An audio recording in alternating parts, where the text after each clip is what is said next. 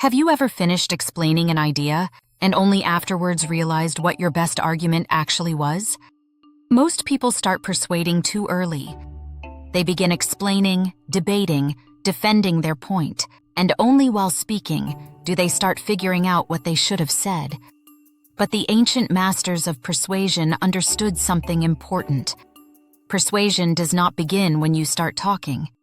It begins when you find your strongest argument first. In classical rhetoric, this process was called invention. Point 1. Persuasion begins before you speak. In classical rhetoric, invention does not mean creativity. It means discovering the best argument available. Aristotle defined rhetoric as the ability to discover the available means of persuasion. The key word here, discover. Strong communicators don't rely on whatever argument comes to mind in the moment.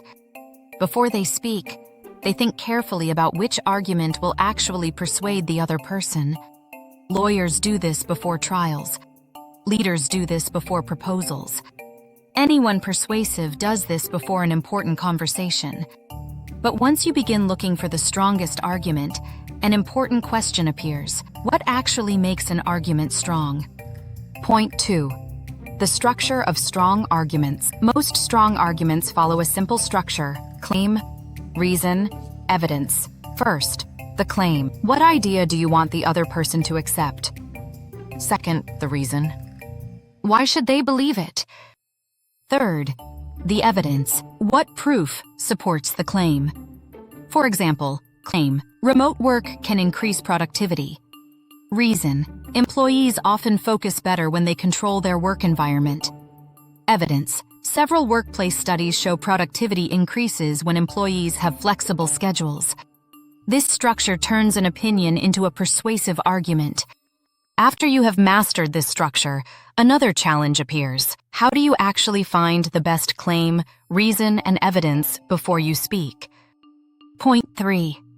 How to find the strongest argument. The Greeks and Romans developed a simple method for this. They used what they called topics. A simple way to think of topics is this: they are question prompts that help you discover stronger arguments. Before presenting an idea, they would ask questions like, what caused this situation? What are the likely consequences of this decision? How does this compare to the alternatives? What evidence supports this idea? Has something like this worked before? These questions force you to explore the idea from multiple angles. And the more angles you explore, the more likely you are to find the strongest argument available.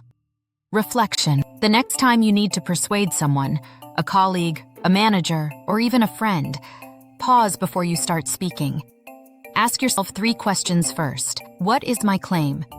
What is my reason? What is my evidence? Because strong persuasion rarely comes from speaking faster. It comes from thinking better before you speak.